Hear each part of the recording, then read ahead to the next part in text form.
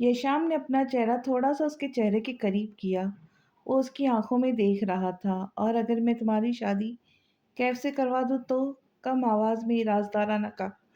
حوریہ نے اسے گھور کر دیکھا، پھر رشانے اچکا دیے۔ مجھے صرف بدلہ لینے سے مطلب ہے مسٹر یشام۔ اب شادی تم سے ہو، تمہارے بھائی سے یا تمہارے باپ سے، آئی ڈونٹ کیئر۔ ایک ایک لفظوں پر زور دیتے کہا، پھر اپنا ہاتھ اس کے ہاتھ میں سے کھینچا تو اس کا ہاتھ یشام کے ہاتھ سے الگ ہو گیا، کیونکہ وہ خود ہی گرفت ڈھیلی چھوڑ چکا تھا۔ کل ہم آئیں گے آپ کے گھر کیف بھائی کا رشتہ لے کر۔ وہ ایک دم سے تم سے آپ پر آ گیا۔ تھینک گاڈ، میرے رب نے کچھ تو رحمت کی مجھ پر۔ مجھے خوشی ہوگی، میرا ہمسفر کیف ہوگا۔ کم از کم وہ تمہاری طرح بدتمیز اور بد تہذیب تو نہیں ہے۔ آج حوریہ نے یشام پر ہاتھ نہیں اٹھاتا، اور اس پل یشام نے تمنا کی تھی کہ کاش وہ اسے 3 4 تھپڑ ہی لگا دیتی، مگر یہ الفاظ نہ کہتی۔ وہ تو پہلے ہی اتنا مایوس تھا۔ وہ تو حوریہ سے لڑنے نہیں آتا، اسے دیکھ کر ایک الگ کا احساس جاگا تھا اس کے دل میں، لیکن وہ اپنی جگہ درست تھی۔ خواب ٹوٹا تھا اس کا، اسسٹنٹ کمشنر بننے کا خواب، اور خواب ٹوٹنا کوئی عام بات نہیں ہوتی۔ ارے بھائی، تم دونوں کب سے یہاں بیٹھے ہو؟ تم دونوں نے تو کیک نہیں کھایا، اور دیکھو تو ترکش ہیرو جی، یہ گیدرنگ پارٹی ہے یہاں۔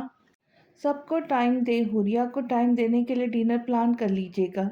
وہاں جو کافی دیر سے وہ دونوں خاموش تھے، سارا کی آواز پر ہوش میں آئے۔ یہ شام ٹیبل سے اتر کر نیچے کھڑا ہوا۔ حوریہ ابھی تک چپ سی وہیں بیٹھی تھی، اتنے میں باسل بھی وہاں آیا اور یہ شام کے بغل میں کھڑا ہو گیا۔ موقع بھی ہے اور دستور بھی، موج مستی کے ماحول میں میرا یار اپنے دلکش آواز سے محفل میں 4 چاند نہ لگائے تو محفل کیسی؟ کیوں یہ شام، ایک گانا تو بنتا ہے نا؟ باسل شوقی انداز میں بولتا جا رہا تھا، اور ان دونوں کو جیسے چپ ہی لگی ہوئی تھی۔ بتائیے مسٹر، کیا سنانا پسند کریں گے؟ چپ کیوں کھڑے؟ ان محترمہ کی تعریف میں ہی کچھ سنا دے۔ سارا نے آنکھوں سے حوریہ کی طرف اشارہ کیا۔ اگر حوریہ عادتاً اپنا پاؤں سارا کے پاؤں پر مارتی تو اس کی نوکدار ہیل اس کے پاؤں کے آر پار ہو جاتی، اس لیے ارادہ ترک کر دیا۔ چل نا یار، سنا دے کچھ۔ باسل اسے بازو سے تھام کر اسٹیج کی جانب لے جا رہا تھا۔ چلو نا یار، تم بھی، کیا اچانک سانپ سونگھ گیا کیا تم دونوں کو؟ سارا نے بھی حوریہ کا ہاتھ تھاما اور کھینچتے ہوئے اسی جانب لے گئی۔ پورے کمرے میں اندھیرے کا سما تھا۔ لیمپ کی پیلی روشنی میں وہ ریلنگ چیئر پر بیٹھے جھول رہے تھے۔ ملازم انہیں 3 بار کھانے کے لیے بلانے آ چکا تھا، مگر انہوں نے تینوں بار ہی صاف انکار کر دیا۔ اب شائستہ بیگم خود غصے سے سیڑھیاں چڑھتی ان کے اسٹڈی روم کی جانب جا رہی تھی۔ رات کے کھانے کا وقت ہوا جا رہا تھا۔ بچوں کو بھی بالکل عادت نہ تھی تنہا کھانے کی، اس لیے کیف اور ابرا ڈائننگ ٹیبل پہ کب سے عثمان صاحب کا ہی انتظار کر رہے تھے۔ اسٹڈی روم میں عثمان صاحب ہمیشہ ایک ہی صورت میں نظر آتے تھے، ہاتھ میں سرخ کپڑے میں لپٹی سیاہ جلد والی کتاب تھامے اور آنسو بہاتے ہوئے۔ شائستہ بیگم نے دھاڑ کی آواز سے دروازہ کھولا۔ عثمان صاحب نے ہاتھ میں لی ہوئی کتاب جلدی سے بند کر کے اسٹڈی ٹیبل پہ رکھی، مگر شائستہ بیگم کی طرف نہ دیکھا۔ چل کر کھانا کھا لیجیے، سب آپ کا انتظار کر رہے۔ بامشکل انہوں نے اپنے غصے کو کنٹرول میں رکھ کر بات کی۔ مجھے بھوک نہیں ہے شائستہ، جب اپنے بچے آ جائیں گے میں کھا لوں گا۔ انہوں نے اب بھی ان کی جانب نہ دیکھا، وہ دیکھنا بھی نہیں چاہتے تھے۔ اپنے بچے؟ اگر اپنے بچوں کی بات ہے تو میں آپ کو بتا دوں کہ کیف اور ابرا یہی موجود ہے، کھانے کی میز پر آپ کا انتظار کر رہے وہ دونوں۔ عثمان صاحب کو لگا جیسے کوئی ہتھوڑے سے ان کے دل پر گہری ضرب لگا چکا ہے۔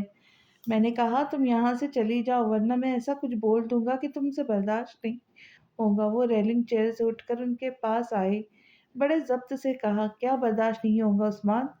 آج تک سب برداشت ہی تو کرتی آئی ہوں میں۔ اور کس کی جدائی کا ماتم منا رہے آپ؟ وہ یشام، جس سے میری تھوڑی سی بات برداشت نہیں ہوتی، چھوٹی چھوٹی باتوں پر گھر چھوڑ کر چلا جاتا ہے۔ وہ خود تو کسی کلب میں ناچ رہا ہوگا اور ہم یہاں بھوک ہڑتال کر کے بیٹھے۔ شائستہ بیگم کے صبر کا پیمانہ ٹوٹ چکا تھا۔ وہ نہیں چاہتی تھی کہ عثمان صاحب اس کی وجہ سے کیف ابرا کو مکمل طور پر نظر انداز کرے۔ تم اس کے سامنے میرا بیٹا، ہائے بس کیف میرا بیٹا کرو گی تو وہ گھر چھوڑ کر جائے گا ہی۔ کتنی بار کہا ہے تم سے شائستہ کہ اسے دھتکارا مت کرو، جان بستی ہے اس میں میری۔ آج تم نے حد ہی کر دی۔ اگر اسے کچھ پتہ چل جاتا تو؟ بولتے بولتے اس کی سانس تک پھولنے لگی۔ چل گیا تو کیا ہوگا؟ अच्छा होगा उसे लग जाए पता, कम से कम उसे उसकी औकात तो पता चलेंगी। इस तरह से पैसा उड़ाता है जैसे वो बाप दादा की मिले लगी हुई हो। एक एक पैसा बड़ी मेहनत से कमा लाता है कैफ, और वो नवाबजादा मुफ्त में बैठकर रोटियां तोड़ता रहता है। मैं तो कहती हूँ लग जाए पता, ज्यादा गैरतमंद होगा तो यहाँ ठहरेगा ही नहीं। वो भी बोलने पर आई तो बोलती ही चली गई। शाइस्ता बस कर दो, ना जाने किस हाल में होगा मेरा बेटा, इतनी ठंड में कहाँ भटक रहा होगा। वो परेशानी के आलम में कह रहे थे। कुछ नहीं होगा उसे, इतनी जल्दी नहीं मरने वाला वो, इतनी जल्दी नहीं मरने वाला वो। किस्मत इतनी मेहरबान नहीं हुई मेरी कि इससे छुटकारा मिल जाए, वरना तो। शाइस्ता बेगम आगे भी कुछ पता नहीं क्या क्या बोलती। उनकी जारी जारी तारी लफ्जों को उस्मान साहब के जोरदार थप्पड़ ने रोक दिया। आखिरी दफा कह रहा हूँ चली जाओ यहाँ से, वरना अभी और इसी वक्त तुम्हें तलाक दे दूंगा, उस्मान साहब ने गुस्से से चीख कर कहा। शाइस्ता बेगम का गुस्सा पल में गायब हुआ, गुस्से की जगह सदमे ने ले ली। आज वो दूसरी बार उनको तलाक की धमकी दे रहे थे। आज और एक उस दिन जिसको सोचकर उस्मान साहब की खुद की रूह हिलतल हलचल मच जाती थी। शाइस्ता बेगम वहां से चली आई। ढीले कदमों से वो वापस डाइनिंग रूम तक आई।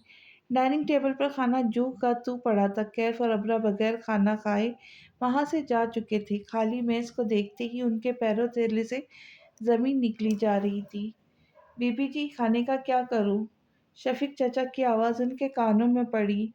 बच्चों को भूख नहीं थी, ऐसा करे आप घर ले जाएं, यहाँ तो वैसे भी ज़ाई हो चुका है। बड़ी उदासी से जुमला अदा किया, फिर वो भी वहां से पलट गई। शफीक चाचा मेज से खाने के बर्तन उठा के किचन की तरफ जा रहे थे। ये शाम स्टेज के पास खड़ा था, सब लोग मौजूद वहां उसका इंतजार कर रहे थे। हुरिया को वहां खड़ा देखकर वो दोबारा उसके पास आ गया। अब उसका मूड भी खुशगवार लग रहा था। चेहरे पर दिल फरेब मुस्कुराहट लिए वो उसके रूबरू था। हुक्म करे, क्या सुनना होगा आपकी तारीफ में? वो यशाम बोल रहा था, उसे यकीन ही नहीं आता। मुझे कोई ज़रूरत नहीं कोई गधा सुरों के नाम पर भौंकता रहे और मैं उसे अपनी तारीफ समझूं। मुंह के डिजाइन बनाकर कहा। यशाम ने गर्दन झुका ली और मुस्कुरा रहा था। अब इसमें मुस्कुराने वाली क्या बात है? पहली बार वो उससे मुखातिब हुई। आपके यहाँ गधे भौंकते हैं तो कुत्ते भी फिर काय काय करते होंगे। वो अब कह कहा लगाकर हंस रहा था। हुरिया गुस्से से अपने लब भींचे। मेरी आवाज़ अगर इतनी ही डरावनी है तो तुम अपनी आवाज़ का कहर बर्पा करके दिखा दो। बल्कि एक मिनट, ये शाम कहते कहते स्टेज की तरफ बढ़ गया। हुरिया की नज़रें उस पर जमी थी। वो अब क्या करने वाला था? हाथ में माइक लिया, नज़रों का टकराव उसकी आंखों तक तय था। फिर नज़रें इर्द गिर्द दौड़ाई, लबों पर दिल फराब मुस्कुराहट कायम हुई। हेलो लेडीज, और सॉरी आई मीन ले गर्ल्स एंड बॉयज़। मुझे पता है कि आप सब मुझे सुनने के लिए काफ़ी ज़्यादा एक्साइटेड है, जो कि होना भी चाहिए क्योंकि मैं यहाँ मौजूद हूँ आपके सामने। लेकिन मैं हमेशा की तरह इस बार आपको कुछ नहीं सुनाने वाला। खामोशी का वाक्य लाते हुरिया की जानिब देखा। और इस पार्टी में इन मोहतरमा की आवाज़ का सहर होगा। बाएं हाथ से हुरिया की तरफ इशारा की तो सबने गर्दन मोड़कर उसकी जानिब देखा। यशाम देख सकता था उसके चेहरे का रंग उड़ चुका है। तुम्हें सिंगिंग आती है हुरिया? तुमने कभी बताया क्यों नहीं हमें? मैं तो तुम्हारी बेस्ट फ्रेंड हूँ ना, मुझे तो आज तक कोई सुर बनाकर नहीं सुनाया। क्या मैं इतनी बुरी हूँ बताओ हुरिया? या शायद मैं तुम्हारी बेस्ट फ्रेंड नहीं, लेकिन यार मैं तो हूँ, मतलब तुमने मुझे कभी दोस्त नहीं माना। सारा तो सदमे में चली जा रही थी। हुरिया ने उसे बाजू से थाम कर अपने करीब किया। बकवास बंद करो तुम। मैंने तो आज तक कभी गाना नहीं गाया सारा, लेकिन ये तो भरी महफिल में चैलेंज दे चुका है। वो परेशान सी हो गई। बैक वक्त यशाम पर भी गुस्सा भी आ रहा था, मगर वो करे क्या? अब यहाँ से चली जाए ये इनकार कर दे। इनकार नहीं, इनकार का मतलब हार होता है, और हुरिया ने कभी हारना नहीं सीखा। उसकी हथेलियां पसीने से भीगती जा रही थी। पूरे टेरेस पर अंधेरा फैला। टेरेस के दाखिली दरवाजे की जानिब से आती पीली जर्द रोशनी में अब स्टेज रोशन था, बाकी सारे में अभी अंधेरा ही था। अगर हुरिया उसका चांद थी तो जाहिर है ये शाम इस अंधेरे में भी देख लेगा, और वो वाकई उसे देख चुका था। آئیے مس ہوریا، میں ویٹ کر رہا ہوں آپ کا۔ یہ شام نے اسے دوبارہ مخاطب کیا، وہ بھی سب کے سامنے۔ ہائے اللہ، کتنے پیار سے بلا رہا ہے، مجھے بلاتا تو قسم سے سارا جان ہتھیلی پر رکھ کر دوڑی چلی جاتی۔ کومل کی دیوانگی بھری آواز آئی تو حوریا نے اس کی جانب رخ موڑ کر دیکھا۔ وہ بڑی حسرت سے کہہ رہی تھی، بہت سستا دل ہے تمہارا کومل، جو ہتھیلی پر لے کر پھرتی ہو۔ میری صلاح مانو تو کسی بینک میں جمع کروا دو، گمشم ہو گیا تو لینے کے دینے پڑ جائیں گے۔ اور ہاں، مرد ہر قسم کی عورت کو برداشت کر سکتا ہے مگر دل فیک عورت کو نہیں، یاد رکھنا۔ ہر لفظ پر دباؤ دے کر کہتے وہ خود بھی اسٹیج کی جانب بڑھ گئی۔ اس کے پاس کوئی راستہ نہیں بچا تھا سوائے وہاں گانا گانے کے، کیونکہ وہ ہار نہیں مان سکتی تھی، اور یہ شام کاظمی سے تو ہرگز بھی نہیں۔ یہ شام کے ہاتھ سے جھٹکے سے مائک کھینچا، میوزک آن ہو چکا تھا، اب وہاں حوریا کی آواز گونجنے والی تھی۔ حوریا نے اپنے چہرے کا رخ سامنے لوگوں کی طرف کیا، میری طرف دیکھ کر گاؤ۔ یہ شام نے اسے بازو سے جھٹکا دے کر اس کا رخ اپنی طرف کیا۔ حوریا نے اپنی گہری بھوری آنکھوں سے اسے گھور کر دیکھا، مائک اپنے چہرے کے قریب کیا، آنکھ سرمے سے بھر کے تیار کی، کھینچ کھینچ کے نشانے ہوں میں مار دی۔ زیادہ تو امید مت رکھ سونیا، زیادہ تو امید مت رکھ سونیا، تیرا لیول نہیں میرے یار ورگا۔ گانا گاتے ہوئے بھی اس کے لہجے میں واضح غصہ تھا، لیکن وہ ڈھیٹ بنا مسکرا رہا تھا۔ منڈیا نو سولی اتے ٹنگی رکھدا، وے میرے نخرا ہے تیکھی تلوار ورگا۔ بغیر مائک والے ہاتھ کی انگلی سے اس کے سینے پہ زور دے کر اسے پیچھے ڈھکیلا۔ وہ 2 قدم پیچھے کو ہوا تو دوبارہ آگے بڑھی۔ تیری گل پاکے این لنڈی جٹ بازیا، میں جاؤں دا ٹیم جیم پوری فٹ بازیا، او جدرو میں لنگیا میرے ہورے چرچے، نیچرل بیوٹی کرے ہٹ بازیا۔ حوریا جھوم جھوم کر گاتی اسے چڑھانے کی کوشش میں تھی۔ دوسری طرف وہ تھا کہ اسے اس طرح خوشی اور نخرے سے گانا گاتا دیکھ اس پر صدقے واری جا رہا تھا۔ ٹرائی نہ مجھ پہ مار سونیا، تو ذرا سا بھی نہیں میرے یار ورگا۔ منڈیا نو سولی اتے ٹنگی رکھدا، وے میرا نخرا اے تیکھی تلوار ورگا۔ چہرے کے گرد جھولتی لٹ کو ایک ادا سے پیچھے کر کے بھوے اوپر کو اچکائی۔ سامنے والے لوگ بھی جھومتے اور تالیاں بجاتے خوب لطف اندوز ہو رہے تھے۔ حوریا آگے بڑھی، اب وہ اسٹیج سے نیچے اترنے والی تھی جب یشام نے اسے بازو سے پکڑ کر اپنی جانب کھینچا، اور اب اس کے اتنے قریب تھی کہ وہ حوریا کی گرم چلتی سانسیں اپنے سینے پہ محسوس کر سکتا تھا۔ پھر نرمی سے اس کے ہاتھ سے مائک لے کر اپنے چہرے کے آگے کیا۔ او بندیوں نی لگے تو انارسی، کھینچ کھینچ کے نشانے تبھی مارسی۔ یشام کی آواز مائک سے گونجتی ہوئی نکلی تو لڑکیوں نے شوقدار آواز نکالی۔ حوریا کا بازو جو اس نے ابھی تک بھی تھام رکھا تھا ہاتھ سے پکڑ کر گول گول گھمایا۔ آجا میرے نال ایک واری نچ سونیے، تینوں فیل کرواں میں اسٹار ورگا۔ اس نے غصے سے دانت کھچکھچائے اور 1 سیکنڈ سے بھی پہلے اسٹیج سے اتر آئی۔ گبرو دے سینے وچ ٹھا وجدا، نی تیرا نخرا اے نی تیکھی تلوار ورگا۔ وہ اسٹیج سے نیچے اتر کر تیز سانس لے رہی تھی، اس کا جسم تک کانپنا شروع ہو چکا تھا۔ حوریا، تم ٹھیک ہو یار، کیا ہوا، آر یو اوکے؟ سارا پریشانی سے اس کی جانب بڑھی، اس کا جسم بہت تیزی سے کانپے جا رہا تھا۔ سارا نے میز سے پانی کا جگ اٹھا کر گلاس میں پانی ڈال کر جلدی سے حوریا کی جانب بڑھایا۔ اب اس کی آنکھوں سے آنسو بہتے جا رہے تھے۔ یار تم تو رو رہی ہو، حوریا پلیز۔ سارا نے بازو سے تھام کر اپنے سینے سے لگانا چاہا مگر وہ اسے ڈھکیلتی تیز تیز قدموں سے وہاں سے دوڑتی چلی گئی۔ یشام اسٹیج پر کھڑا اس کی جانب دیکھ رہا تھا، وہ پریشان نہیں تھا، اس کے لبوں پہ مسکراہٹ ابھی برقرار تھی۔ اسے کیا کر دیا تم نے، ابھی تو ٹھیک ٹھاک تھی تمہارے ساتھ۔ باسل اس کے پاس آ کر اس سے پوچھ رہا تھا۔ یشام کاظمی نے پہلی بار کسی لڑکی کو چھوا ہے باسل؟ اس کا تڑپنا تو بنتا ہے۔ سینے پہ بازو لپیٹے نظریں ٹیریس کے دروازے پر تھی جہاں سے حوریہ گزر کر جا چکی تھی۔ اپنا آپ تماشا کر کے دیکھوں گا، خود سے خود کو منہا کر کے دیکھوں گا۔ وہ شعلہ ہے یہ چشمہ کچھ بھید کھلے، پتھر دل میں رستہ کر کے دیکھوں گا۔ کب بچھڑا تھا کون گھڑی تھی یاد نہیں، لمحہ لمحہ یکجا کر کے دیکھوں گا۔ وعدہ کر کے لوگ بھلا کیوں دیتے، اب کہ میں بھی ایسا کر کے دیکھوں گا۔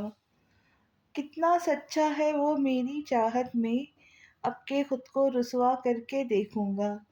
سورج کی کرنوں سے نور ہوتی صبح، جس میں لہلہاتے کھیتوں کی تر و تازہ خوشبو، اس کی نوکری کا پہلا اور یادگار دن۔ ہادی ہادی بچے اٹھ جاؤ اب، ہادی میں لاسٹ ٹائم کہہ رہی ہوں، اٹھ جا، نماز کا وقت نکلا جا رہا ہے، پتہ ہے نا آج میں نے کہاں جانا ہے، تو زیادہ وقت نہیں ہے میرے پاس، چلو اب جلدی اٹھ کرو۔ زمل کمرے میں ایک لٹھو کی طرح گھومتے ہوئے جلدی سے جلدی سارا سامان سمیٹ رہی تھی۔ ہادی نے کمبل کا ایک کونا اٹھا کر دیکھا، زمل کمر پر دونوں ہاتھ رکھ کر اسے گھور کر دیکھ رہی تھی۔ ہادی نے کھلکھلاتے ہوئے اپنے گول مول سا منہ واپس کمبل کے اندر گھسا لیا۔ زمل تو ویسے ہی اپنے 5 سالہ شرارتی بھائی پر دل و جان سے فدا رہتی تھی، اور جب وہ ہلکی پھلکی شرارت کرتا تو اس پہ دل و جان اسے دیکھنے کا دل کرتا رہتا۔ مسکراہٹ کو چھپانے کی بھرپور کوشش کرتے ہوئے اس کے پاس بیٹھی اور اس پر سے کمبل ہٹایا۔ ہادی پلیز بچہ بس، پتہ ہے نا آج میرا کام کا پہلا دن ہے، اگر فرسٹ ڈے ہی لیٹ ہو گئی تو وہ 6 سے چھتری والے انکل مجھے کام پر ہی نہیں رکھیں گے، پھر آپ سے بریانی کیسے کھاؤں گے؟ بریانی کا نام سنتے ہی اس نے چہرے پر سے ہاتھ ہٹا لیے۔ وہ اس معاملے میں ہمیشہ سیریس رہتا تھا، آپ ہی بہت غیر ذمہ دار ہوتی جا رہی، آپ کام کا پہلا دن اور اس حد تک لاپرواہی، مطلب حد سے لاحقہ۔ اب وہ ایک سمجھدار مرد کی طرح کہہ رہا تھا۔ زمن نے محبت سے اس کا ماتھا چوما، اسے چارپائی سے نیچے اتارا۔ جتنا مرضی لیٹ ہو جاؤ پر آپ کو سبق دیے بغیر نہیں جاؤں گی، جلدی سے وضو کر کے آؤ۔ اب وہ جرابیں اتار کر اب جوتے پہن رہا تھا، سر اٹھا کر زمل کی طرف دیکھا۔ آپی آج جمعہ ہے نا؟ اس نے کچھ سوچتے ہوئے پوچھا۔ ہاں تو کیا ہوا؟ زمل کو بھی تھوڑی حیرانی ہوئی، کیونکہ چھوٹے جناب اب ذرا حیرت میں لگ رہے تھے۔ اوہ ہو آپی آپ کیسے بھول گئی، میں رات کو بھی بار بار کہہ کے سویا تھا کہ صبح جلدی جگا دینا۔ ہادی باہر کی جانب دوڑ لگانے والا تھا کہ زمل نے اسے بازو سے پکڑ کر روکا، خود گھٹنوں کے بل زمین پر بیٹھی، اپنے دونوں ہاتھوں سے اس کے کندھوں کو تھاما۔ ہادی یہ تمہارے لیے مشکل ہوگا، کچھ سال صبر کر جاؤ، پھر یہ کر لینا۔ نہیں ہرگز نہیں، امام صاحب نے میری تلاوت سنی تھی، انہوں نے کہا تھا کہ مجھے قرآن پاک کو حفظ کر لینا چاہیے، اور فکر نہ کرے، پہلے وہ مجھے 2 بار تجویز کے ساتھ پڑھائیں گے، اس کے بعد ہی حفظ، اور میں یہ کر لوں گا۔ اب آپ جلدی سے میرے کپڑے نکال دیں، امام صاحب اس مسجد میں صرف جمعے والے دن ہی تشریف لاتے ہیں، آج نہ مل سکا تو پورا ہفتہ انتظار کرنا پڑے گا۔ زمل کے دائیں گال کو پیار سے تھپتھپاتے وہ واش بیسن کی طرف بھاگا۔ زمل کی آنکھیں نم ہو چکی تھی، اگر آج ماں زندہ ہوتی تو کتنا خوش ہوتی نا ہادی کی سمجھداری پر۔ ایک آنٹی کلثوم ہے جو بیچاری روز اپنی پوتوں کو جوتے کی نوک پر اسکول چھوڑ کر آتی ہے، خدا بس مجھے اتنی توفیق دینا کہ میں ہادی کی ایک اچھی بہن کی طرح تربیت کر سکوں۔ آنکھوں کو بند کرتے اس نے اپنے رب سے فریاد کی، آنسو تھے کہ اس کے گالوں سے لڑک کر زمین سے پر گر رہے تھے۔ پھر چند سیکنڈ گزرے تھے جب اسے اپنے ہاتھوں پر ننھے ہاتھوں کا لمس محسوس ہوا۔ وہ ہادی تھا، مسکراتے ہوئے اس کے چہرے سے بہتے آنسو کو ہٹا رہا تھا۔ آپ تو آنٹی کلثوم کے پوتوں سے بھی زیادہ رو رہی ہے، اچھے بچے کام پر جاتے وقت بالکل نہیں روتے، اگر کوئی مسئلہ ہو تو مجھے بتانا، میں خود دیکھ لوں گا اچھے سے 6 سے چھتری والے انکل کو۔ بس آپ جلدی کریں، امام صاحب چلے جائیں گے۔ ہاتھ سے پکڑ کر زمل کو کھڑا کیا، وہ اس بات پر سر ہلاتی کونے میں کھڑی لوہے کی الماری کی طرف بڑھ گئی جہاں سے اس نے ہادی کے کپڑے نکال کر اس کو دیے، پھر اپنا سیاہ عبایا نکال کر چارپائی پر رکھا۔ ہادی کو مسجد جانے کی کچھ زیادہ ہی جلدی تھی، اس لیے ادھوری چائے پیتا وہ وہاں سے بھاگ نکلا۔ नवाज साहब अपनी रेहड़ी पर ताज़ा फलों की सजावट करता जमल को ज़रूरत से ज़्यादा हिदायत देते वहां से रवाना हो गए। जमल जो अपने मखसूस हुलिये में खुद को अब बिल्कुल ढांप चुकी थी, फिर हाथों पर भी दस्तानों को चढ़ाया, दरवाजे की कुंडी लगाई, बाहर वाले गेट को ताला लगाते चारपाई पड़े पास पड़े गमले में दबा दी, जिसकी खबर वो हादी को पहले ही दे चुकी थी। रोड क्रॉस करके दूसरी सिमत आई। तेज धार गुजरती गाड़ियों में से एक रिक्शा उसके ऐन सामने आ रुका। चौकी नंबर 8। जमल ने रिक्शा में बैठते ही कहा। रिक्शा अपनी रफ्तार में चलता उसे एक नई मंजिल की जानिब ले जा रहा था। मौसम खुशगवार होने के बावजूद भी उसे अपनी हथेलियां पसीने से भीगती हुई महसूस हो रही थी। ओ बीबी, स्टॉप आ गया आपका। जमल को बेध्यानी में डूबता देखकर मजबूरन रिक्शा वाले को खुद कहना पड़ा। जी जी। उसने जल्दी से जी कहते कंधे पर लटकाए पर्स में से 100 का एक नोट निकाल कर उसकी जानिब बढ़ाया और खुद जल्दी से रिक्शे से उतरकर रोड की दूसरी जानिब बढ़ने लगी। रोड क्रॉस करते सामने शीशे की बनी इमारत उसकी मंजिल थी। वो सिल्वर कलर की एक चमकदार इमारत थी। जमल आसमान की जानिब नजर उठाते गई, फिर जाकर उसे उस इमारत का खत्म शुदा सिरा नजर आया, जिसके एंड पॉइंट पर अंग्रेजी के कैपिटल रूप में लिखा हुआ था कि स्काई कंपनी। जमल ने उसे जेर लब दोहराया। कितनी खुश नसीब थी वो जिसे डीएचए के सबसे बड़ी कंपनी के मालिक की सेक्रेटरी बनने का मौका मिला था, वो भी इतनी कम एजुकेशन रखने के बावजूद। कलाई पर बंधी घड़ी पर उसने नज़र दौड़ाई, फिर जैसे सुकून का सांस लिया। वो 15 मिनट पहले पहुंच चुकी थी। वो बिल्डिंग के अंदर दाखिल हुई, काउंटर पर रखे रजिस्टर पर अपनी एंट्री दस्तखत की। सिस्टर, मुझे कहाँ जाना होगा? उसने काउंटर पर खड़ी लड़की से पूछा। क्या काम मिला है आपको यहाँ? सेक्रेटरी। जमल ने एक लफ्जी जवाब दिया। और secretary? Oh secretary, nice to here. आपको सर के ऑफिस में ही जाना होगा।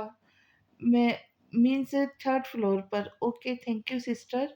जमल नकाब के अंदर से ही मुस्कुराई थी, फिर कदम आगे बढ़ाए। मेरा नहीं ख्याल कि हमारे इतने हैंडसम बॉस को ऐसी बहनची टाइप सेक्रेटरी की ज़रूरत थी। काउंटर पर खड़ी लड़की ने बड़बड़ाते हुए दूसरी लड़की को मुखातिब किया। शायद उसने जानबूझकर ही आवाज़ इतनी बुलंद रखी थी कि जमल बआसानी सुन सके।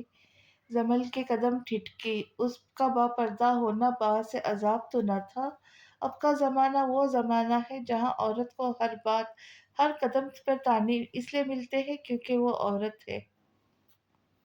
बापर्दा है तो फैशनेबल क्यों नहीं, फैशनेबल है तो बापर्दा क्यों नहीं। यहाँ के लोगों पर जैसे फर्ज हो चुका है कि वो औरत से हर किस्म का सवाल कर सकते हैं, मगर औरत पर ये किसी भी सदी में फर्ज नहीं हो सका कि वो सबके जवाबदा होती फिरे। बेध्यानी में चलते हुए वो लिफ्ट में इंटर हुई।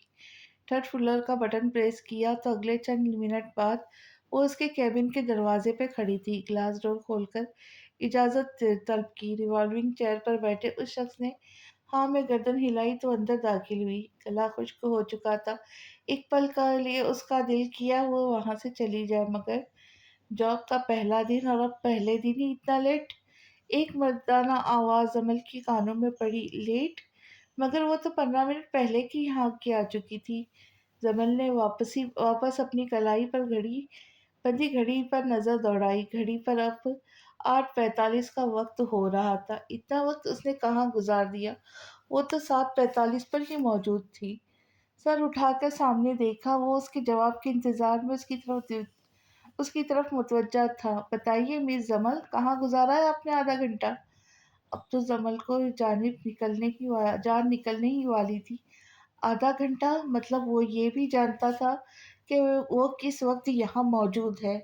सॉरी सर, आइंदा ऐसा नहीं होगा। बमुश्किल उसने अल्फाज अदा किए। First impression is last impression. लहजा सख्ती से भरपूर था। जमल ने जल्द अज जल्द हाँ में गर्दन हिलाई। वो थ्री पीस सूट में मलबूस थे।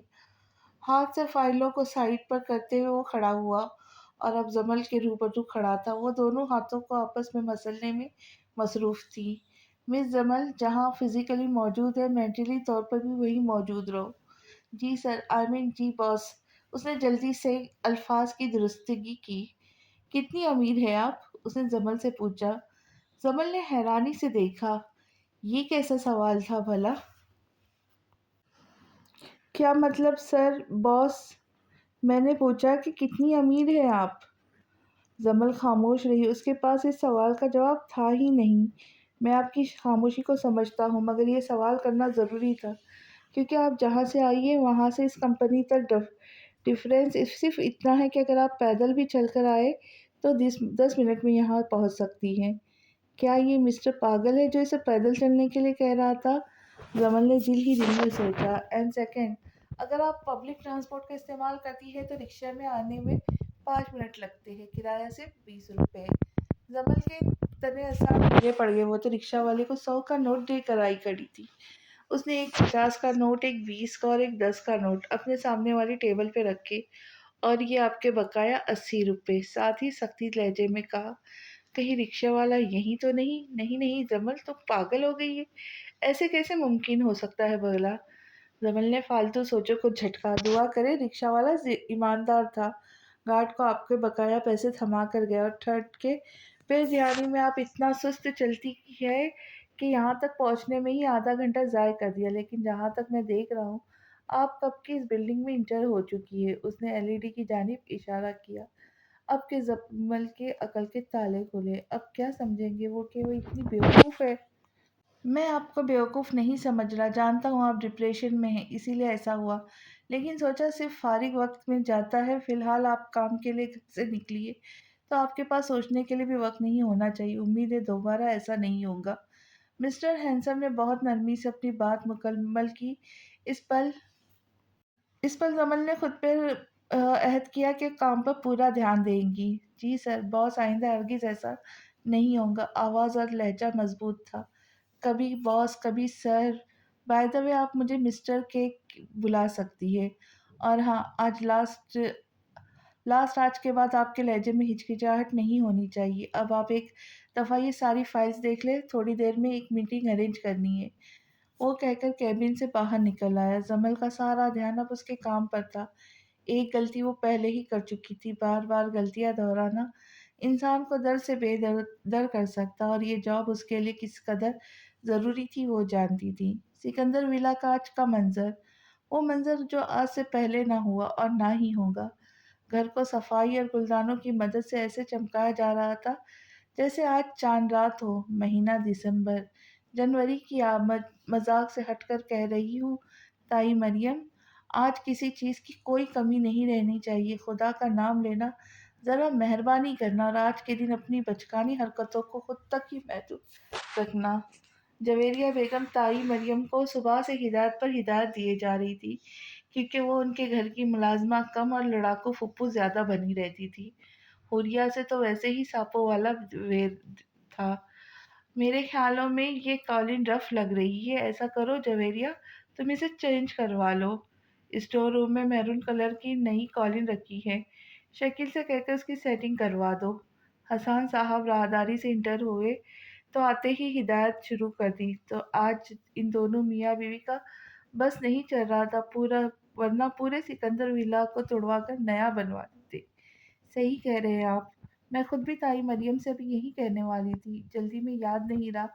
خیر یہ سب چھوڑے، میں کہہ رہی تھی آج کے دن کسی پروفیشنل شیف کا انتظام کر دیتے ہیں۔ جویریہ بیگم جلد بازی میں ہاتھ میں اٹھا گلدان وہیں رکھتی دوڑ کر حسان صاحب کے سامنے آ کر کھڑی ہوئی۔ چلو میں دیکھتا ہوں، لیکن ایاز کہاں ہے؟ ذرا اسے بھی تو کوئی کام ذمے لگاؤ۔ اسے تو شاید پتہ ہی نہیں ہوگا آخر آج ہونے کیا والا ہے۔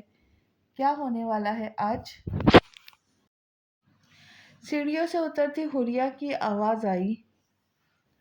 وہ رف سے حلیے میں تھی، بستر سے ابھی بھی اٹھ کر آنے والی عوام۔ کیا مطلب کیا ہونے والا ہے؟ بھلا تم کیسے بھول سکتی ہو؟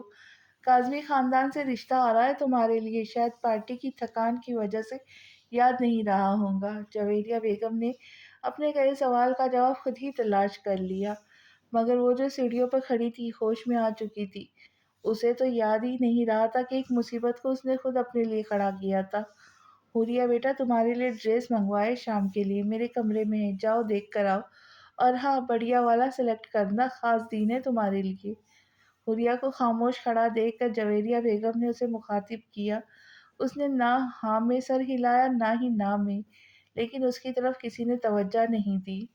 جویریہ بیگم دوبارہ سے لاؤنج کو چمکانے میں لگ گئی اور حسان صاحب ایاز کو بلانے اس کے کمرے میں جا چکے تھے۔ وہ کچن میں جانے کے لیے آئی تھی۔ اب اسے سمجھ آیا تھا کہ گھر میں ابھی تک بریک فاسٹ کیوں نہیں ہوا، کیوں تائی مریم اس کی نیند کی دشمن نے اسے ڈسٹرب نہیں کیا تھا، کیونکہ سب یہاں مصروف تھے اس کے خود کے رچائے ڈراموں میں۔ وہ تیز قدموں سے واپس اپنے روم کی طرف پلٹ آئی۔ پیاس بجھ چکی تھی، بھوک کا کوئی امکان نہیں رہا تھا۔ روم میں جا کر دروازے کو اندر سے لاک کیا۔ پیشانی مسلتے ہاتھ کمر پر رکھے ہوئے بے چینی سے چکر پہ چکر کاٹنے لگی۔ یہ مجھے کیا ہو رہا ہے؟ اتنی بے چینی کیوں؟ میں خود ہی چاہتی ہوں کہ میرا یشا، اگرچہ وہ منہ سے نہیں بول رہی تھی مگر اس کے خیال بھی یشام کے نام پر آ کر رک چکے تھے۔ وہ دن بہ دن اس کے لیے ایک حد تک مقرر کرتا جا رہا تھا۔ اس کی کالی گھٹاؤ جیسی آنکھیں جو اس پل حریہ پر جمی ہوئی تھی، وہ پچھلی رات کا منظر، وہ ٹیرس کے جس کونے میں کھڑا تھا، نظروں کا زاویہ حریہ پر قائم تھا۔ وہ اس سے رات کتنی دیر بار مخاطب ہوا تھا۔ حکم کرے کیا سناؤں آپ کی تعریف میں؟ یشام نے مسکرا کر اسے مخاطب کیا تھا۔ اس کی سحرزدہ آواز حریہ کے کانوں میں پڑی تھی۔ ایک پل کے لیے وہ حیران ہوئی تھی۔ یشام اسے مخاطب تھا، وہ بھی اتنے نرم لہجے میں۔ وہ چلتے چلتے ڈریسنگ ٹیبل کے سامنے رکی، مرر میں اپنا عکس دیکھا تو اگلے ہی پل آنکھیں نم ہوئی۔ یہی تو نہیں چاہتی تھی میں، وہ مجھ سے نرم لہجے میں بات نہیں کر سکتا۔ وہ تو یشام ہے نا، مغرور، بگڑیل، بدمزاج اور میرا جانی دشمن۔ وہ تو مجھ سے بدلہ لینا چاہتا ہے، پھر کیوں وہ مجھ سے نرم لہجے میں بات کرے گا؟ اور رات منظر پھر سے اس کی آنکھوں کے سامنے لہرانے لگے۔ وہ ہنستے مسکراتے اس کے سنگ گا رہی تھی سب کے سامنے۔ یشام نے اس کا ہاتھ تھاما تھا، پھر منظر ایک دم سے ہٹ گیا۔ اس نے غصے سے مٹھیاں بند کی، دماغ کی شریانیں پھٹنے لگی، حد تک الجھنے لگی۔ میں نے کیوں انا میں آ کر اس کی سنگ گایا؟ میں نے اس کا ہاتھ کیوں نہیں توڑا جب اس نے اپنے غلیظ ہاتھوں سے مجھے چھوا؟ بے شرم، بدتمیز، بے حیا۔ یشام سے زیادہ اسے خود پر غصہ آنے لگا۔ ایسا ہوتا ہے جب ہم اپنی غلطی جلد بازی میں بغیر سوچے سمجھے ضد میں آ کر کرتے ہیں، تب ہم اس بات کا اندازہ نہیں لگا سکتے وہ چیز مستقبل میں یا حال میں ہمارے لیے عذاب بن سکتی ہے۔ لیکن جب تک اس بات کا احساس ہوتا ہے کہ ہم غلطی کر چکے ہیں، تب تک بہت دیر ہو چکی ہوتی ہے۔ اسے بھی ہو چکی تھی۔ اسے کوئی حق نہیں تھا کہ وہ بھری محفل میں ایک بغیر محرم کے سنگ بغیر کسی خوف و ڈر کے گیت گاتی پھرے۔ اسے کیا ضرورت تھی اس کا مقابلہ کرنے کی؟ خیر، اب دیر ہو چکی تھی، رات گزر چکی تھی، اس سے گناہ ہو چکا تھا۔ وہ رو سکتی تھی، تڑپ سکتی تھی، خود کو کوس سکتی تھی، یشام کو برا بھلا کہہ سکتی تھی، لیکن گزرے لمحات میں تبدیلی نہیں لا سکتی تھی۔ باتیں اس کے ذہن سے گزرتی گئی اور آنکھوں کے سامنے اندھیرا چھاتا گیا۔ اگر ایک لڑکی اس بات کو سمجھنے کی کوشش کرے کہ غیر مرد سے بات کرنا بھی عام بات نہیں ہے، چھونا تو پھر حرام ٹھہرا، تو اسے رب کے سامنے شرمندہ نہیں ہونا پڑے گا۔ سکندر ولا میں جتنی زیادہ خوشی کا ماحول تھا، سون حویلی اتنی ہی سنسان اور غمگین تھی، سوائے کیف کے۔ وہ ایک شخص جس کے آنے سے سون حویلی کی پوری کایا پلٹ سکتی تھی، اور یہی وہ وجہ تھی جس کے بعد شائستہ بیگم کو یشام پر اور زیادہ غصہ آتا تھا۔ کیف فرمانبردار بیٹے کی طرح شائستہ بیگم کی خدمت میں مصروف تھا۔ آپ میڈیسن کھا لیں پہلے، اس نے سائڈ ٹیبل سے پانی کا گلاس بھر کے شائستہ بیگم کی جانب بڑھایا۔ پوری کی پوری زندگی اس یشام کی وجہ سے ستیہ ناش ہو کر رہے گی۔ اس دن مجھے موت کیوں نہیں آئی جس دن یشام اس گھر میں آیا تھا؟ موٹی موٹی آنکھوں میں مگرمچھ کے آنسو لیے وہ تڑپ کر آہ نکال رہی تھی۔ امی پلیز بس کر دیں، اتنا نہ روئیں، مزید بیمار ہو جائے گی۔ آپ چھوڑیں یشام کو، اس کے متعلق ہر چیز کو۔ آپ ٹھیک ہوں گی تو ہم سکندر ولا جائیں گے، ورنہ نہیں۔ کیف ابھی تک ہاتھ میں گلاس تھامے بیٹھا تھا۔ شائستہ بیگم کی روانی سے بہتے آنسو یکدم تھم گئے۔ وہ بیڈ گراؤنڈ سے ٹیک لگاتے اٹھ بیٹھی۔ نہیں کیف، میں بالکل ٹھیک ہوں، اور تمہاری ہونے والی بیوی کو دیکھ کر تو بالکل ٹھیک ٹھاک ہو جاؤں گی۔ खबरदार अगर तुमने सोचा कि हम ये शाम के बाद तुम्हारी खुशियों में देर करेंगे। आज ही जाएंगे हम और तुम्हारी खुशियों पर मेहर लगा कर आऊंगी मैं। दूर करो इन गोलियों को। बीमार हो हमारे दुश्मन में सामान वगैरह देख लूं। किसी चीज की कभी कभी नहीं रहनी चाहिए। कैफ के गाल थपथपाते हुए बेड से नीचे उतरी और कमरे से बाहर निकल आई। तुम्हारी होने वाली बीवी। कैफ की समात तो इसी जुमले पर मुंजमद होकर रह गई थी। वो इस कमरे में बिल्कुल तन्हा बैठा था, लेकिन शर्म उसको फिर भी इस कदर आ रही थी कि वो खुद को एक संदूकची में बंद कर ले। मर्द की मोहब्बत में हया हो तो वो शर्माता बहुत है।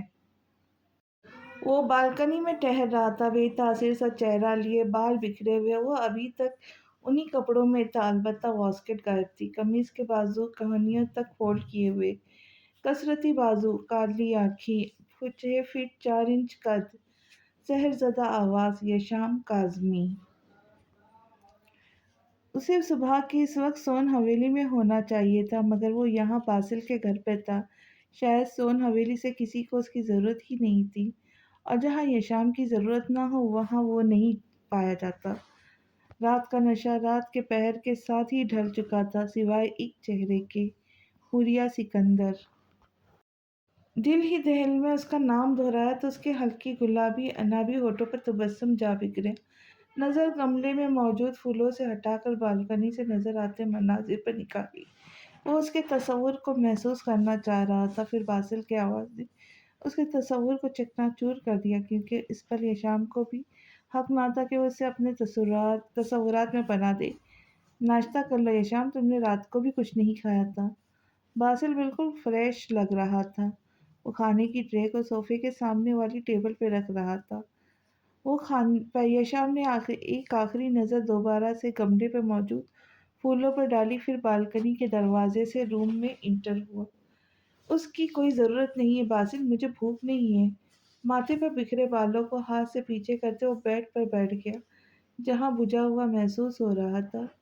जानता हूँ तुम उस्मान साहब को याद कर रहे हो, वो भी यही कर रहे होंगे, लेकिन खाने से लाताल्लुकी नहीं चलेंगी यशा। और प्लीज़ यार जल्दी से नाश्ता कर लो।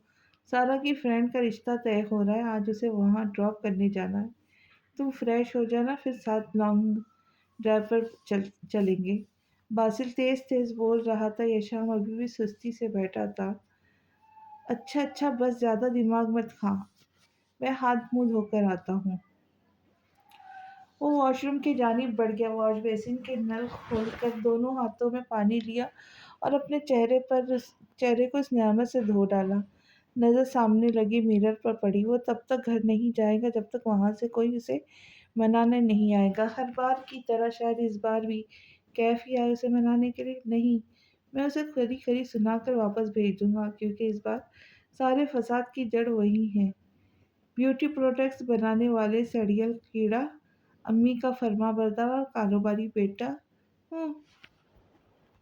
गीला हाथ बालों में फेरते उसने नकाहत से सर झटका। वो जैसा भी था तो इस हवेली का अपना ही बेटा। इस सोच ने उसका फैसला बदल दिया। मैं ये बर्दाश्त नहीं कर सकता, यहाँ से दूर चला जाऊंगा। मैं ये शहर ही छोड़ दूंगा। हाँ, मैं ऐसा ही करूँगा। बस बासिल अपनी बहन को उसकी फ्रेंड के घर यशाम आईने में अपने ही अक्स से गुफ्तगू करते आगे के मराहिल को तरतीब दे रहा था।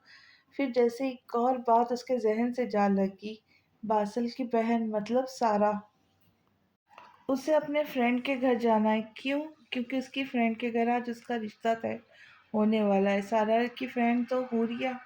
ओह माय गॉड, मैं ये कैसे भूल सकता हूँ। उसने माथे पे हाथ मारा। नल को बगैर बंद किए वॉशरूम से बाहर निकल आया। नल को बगैर बंद किए वो वॉशरूम से बाहर निकल आया। बेड पर पड़े तकिए के नीचे से अपना फ़ोन और वॉलेट उठाकर कुर्ते की जेब में डाला। ओह हेलो भाई, कहाँ? बासिल बाजू फैलाए उसके रास्ते में आ रुका। बासिल, मेरे रास्ते से हट जा यार, मैं ऑलरेडी लेट हो चुका हूँ। वो अभी भी जल्दबाजी में लग रहा था। बासिल को हैरत हुई, अभी तो बिल्कुल रिलैक्स था, फिर अचानक अभी तो तुम्हें कोई काम नहीं था शायद। यही तो मसला है कि मैं कैसे भूल गया। आज कैफ ने घरवालों के साथ अपना रिश्ता देखने जाना है। बेचैनी थी कि बढ़ती जा रही थी। ओह नाइस, देखा, भाई की मोहब्बत जाग उठी। मैं ये भी जानता था तो इसकी खुशियों में शरीक हुए बगैर नहीं रह सकता। लेकिन मेरे भाई तो खाना तो खा ले, सुबह-सुबह तो नहीं जाने वाले वो अब। इशाम के तने असाब ढीले पड़ गए, तासुरात गुस्से में बदल गए। उसका दिल किया वो खाने की जगह बासिल को कच्चा चबा कर खा जाए और पानी भी ना पिए। भूतनी के वो जहाँ घोड़ी पर चढ़ने जा रहा है वो घर कोई और नहीं, हुरिया सिकंदर का घर है, बल्कि तू छोड़ तो नहीं समझेगा भी। उसे हाथ से ढकेल कर साइड पर करता दौड़ कर वहां से गायब हो गया। बासिल वहीं खड़ा उसके सारे मामले को समझने की कोशिश कर रहा था, लेकिन उसकी चोटी जितने दिमाग में ऊटी जितनी बात कहाँ आती। हुरिया से मुतालिक बात है तो सारा जानती होंगी। यही सच कर सारा के कमरे की तरफ बढ़ गया। वो सारा के कमरे में इंटर हुआ तो ड्रेसिंग टेबल के सामने खड़े होकर टेढ़े मेढ़े मुंह बना के डिज़ाइन बना रही थी। बासिल की जान में जान तो तब आई जब उसने सारा के हाथ में उसका फ़ोन भी देखा। ओह अच्छा, मतलब वो सेल्फी ले रही थी। सारा की बच्ची, इधर बात सुनो मेरी। जी भाई, क्या हुआ? वो एक अच्छी बहन की तरह हाथ बांधकर उसके सामने आन खड़ी हुई। ये पूछ क्या नहीं हुआ, ये हो रही है, ये शाम का क्या कनेक्शन चल रहा है?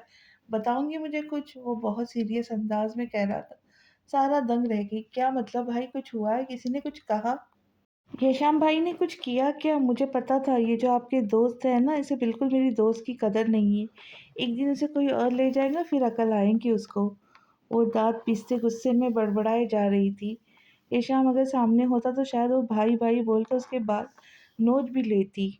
उफ लड़की, कितना बोलती हो तुम। ऐसा कुछ नहीं हुआ। येशाम को जब से पता लगा कि हुरिया के घर उसके रिश्ते वाले आ रहे, वो होश में नहीं है। बहुत जल्दी में गया है यहाँ से। मुझे तो कुछ समझ नहीं आ रहा। क्या ये सब हुआ? मुझे यकीन नहीं आ रहा। हाय अल्लाह जी, सारा खुशी से चिल्लाई, फिर बासिल के कंधे दबोचे उसके गले लग गई। थैंक यू भाईजान, थैंक यू सो मच इतनी अच्छी न्यूज़ देने के लिए। I love you so much भाई, बुलंद आवाज़ में कहते वो उससे अलग हुई। फिर दौड़ कर बेड से पर्स उठाया। मुझे तो कुछ बता दो यार। बासिल ने बेबसी से दोनों हाथ पहलू में गिराए। अभी मुझे देर हो रही है, बाद में बताऊंगी। मुझे जल्दी से हुरिया के घर जाना था। मैं ये सीन मिस नहीं कर सकती। क्या पता ये शाम भाई इस लड़के का हशर ऐसा करे कि वो किसी और से शादी करने के लायक ही ना बचे। आखिर इस लड़के ने अपना नाम हुरिया के नाम के साथ जोड़ने की कोशिश की है। Okay bye. वो कंधे पे पर्स छालती कमरे से दौड़ लगाकर बाहर आई। बासिल ने गिरते हुए लैम्प को थामा जो सारा के पर्स से उछालने की वजह से ज़मीन पर गिरने वाला था। ये शाम भी दौड़ कर भागा, सारा भी। सारी भागम दौड़ में बेचारा बासिल ही था, उस जिसे कुछ भी समझ नहीं आ रहा था। लाउंज एरिया में भरपूर मातम जारी था। ये शाम की गैर मौजूदगी का मातम। इब्रा खारगोद में नावल किताब लिए वही दुनिया जहाँ से बेगानी थी। उस्मान साहब स्टडी रूम से बाहर ही नहीं निकले थे। शायद रात भर भी वहीं रहे थे। स्टडी रूम में होने के मतलब वो रात भर खूब रोए होंगे। सिटिंग एरिया में पड़ी मेज खचाखच गिफ्ट्स, फ्रूट्स और खुश्क मेवा जात से भरी हुई थी। शाइस्ता बेगम हर बार इस मेज का मुआयना करती, फिर आवाज़ लगा कर एक और शेयर नोट करवाती। वो ज़रूरत से ज़्यादा नहीं बल्कि बहुत ज़्यादा एहतमाम कर रही थी, क्योंकि वजह कैफ था। मैं अबरा, तब तुम्हारे भाई का रिश्ता तय होने वाला, तुम किताबों में सर दिए बैठी हो। क्या तुम्हें भाई के लिए कोई खुशी नहीं? शाइस्ता बेगम सुबह से ये बात अब कोई 10वीं बार दोहरा रही थी। दिन के 11 बज चुके थे। वक्त अपनी रफ्तार पर था। अबरा ने ठंडी आह भरते हुए सर सोफे के पुश्त से टिका लिया।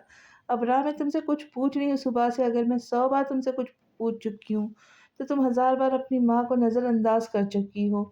कैफ तुम्हारा बड़ा भाई अबरा, उसका रिश्ता होने वाला है आज, और तुम। अबरा नावल की किताब सोफे पर पटकती उठ खड़ी हुई। वो मजीद कितना बर्दाश्त करे अब। रिश्ता रिश्ता रिश्ता, जिसको देखो वही रिश्ते की बात कर रहा है। रिश्ता ना हो गया अजाब हो गया भाई। एंड मम्मा, आपको क्यों इतनी खुशगर्जी बनी रहती है? ईशान भाई कल रात से घर नहीं आए। उनका नंबर स्विच ऑफ जा रहा है। मैसेज इन तक नहीं हो रहे और आपको कोई फिक्र नहीं। गुस्से और उदासी की मिली जुली कैफियत ने उसका चेहरा सुर्ख कर दिया। अबरा मासूम थी, उसे बहुत कम गुस्सा आता था, ना होने के बराबर। लेकिन जब भी आता वो घुटनों घंटों बना के बिना रुके बोल भी सकती थी और रो भी। जितना तेज अबरा का गुस्सा था, उतनी ही तेजी से शाइस्ता बेगम को तप चढ़ी थी। वो यशाम की मोहब्बत में कैफ को रत्ती बराबर भी नहीं देख रही थी। दिल तो कर रहा है तुम्हें जान से मार दो अब्रा, नाफरमान लड़की। तुम कब से जबान दराजी करने लग गई? यही सिला दूंगी तुम मुझे मेरी नरमी का। शाइस्ता बेगम ने उसे थप्पड़ मारने के लिए हाथ उठाया। चटाक इतने से जितनी कुव्वत से मारा जा सकता था उन्होंने दे मारा। वो कमजोर और नाजुक सी लड़की फर्श पे जा गिरी। वजह थप्पड़ का लगना नहीं, सदमे का होना था। इससे आज तक किसी ने सख्त लहजे में बात न की थी, मगर आज शाइस्ता बेगम ने उसे हरगिज यकीन नहीं आया। वो अपने गाल पर हाथ रखे बेयकीनी की हालत में फर्श पर बेसुध बैठी थी। फिर एक गाड़ी की हॉर्न की आवाज़ ने उसके बेजान से जिस्म में जान डाल दी। अगरचे आंसू बहते जा रहे थे, लेकिन होठों पर उसी पल मुस्कुराहट आई। दुपट्टा कांधों के गिर्द सेट करते, पल्लो सर पर रखा। एक पल में वो वहां से खड़ी हुई और अगले पल वो पॉरिज में मौजूद थी। थैंक गॉड भाई, आप वापस आ गए, वो यशाम के सामने खड़े खड़े कह रही थी।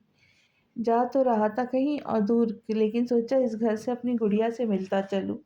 यशाम आगे बढ़ा और उसके सर पर हाथ रखते उसे सीने से लगाया। बस डियर, इसमें रोने वाली क्या बात है? मैं तो सोचता आया था तुम गाने गाने वाने गा रही होंगी, बहुत मस्तियाँ कर रही होंगी। करना तो चाहिए था, मगर आपके बगैर भाई कैसे? अबरा ने सर उठाकर यशाम की तरफ देखा। तुम्हारे गाल पर क्या हुआ अबरा? यशाम ने उसे कंधों से थाम कर खुद से अलग किया। ओ ये जो आपकी गाड़ी की आवाज़ सुन के भागते आई हो ना, मैं दीवार के में बचकर आ रही हूँ। क्यों करते हैं ऐसी हरकतें? ये बहनें अपनी गलती भाइयों पर डालने में बड़ी माहिर होती है। अबराई भी वहीं कर चुकी थी। अच्छा बाबा सॉरी, ये बताओ घर का माहौल कैसा है? वो उसे हाथ से थामे राहदारी की तरफ बढ़ता जा रहा था। साथ ही साथ अबरा उसे यह बताने में मसरूफ थी कि रिश्ता लफ्ज़ ने उसके कान पका दिए। भाई माइंड ना करे तो एक बात कहूँ? अबरा ने बड़ी मासूमियत से पूछा तो यशाम ने हाँ में सर को हिलाया।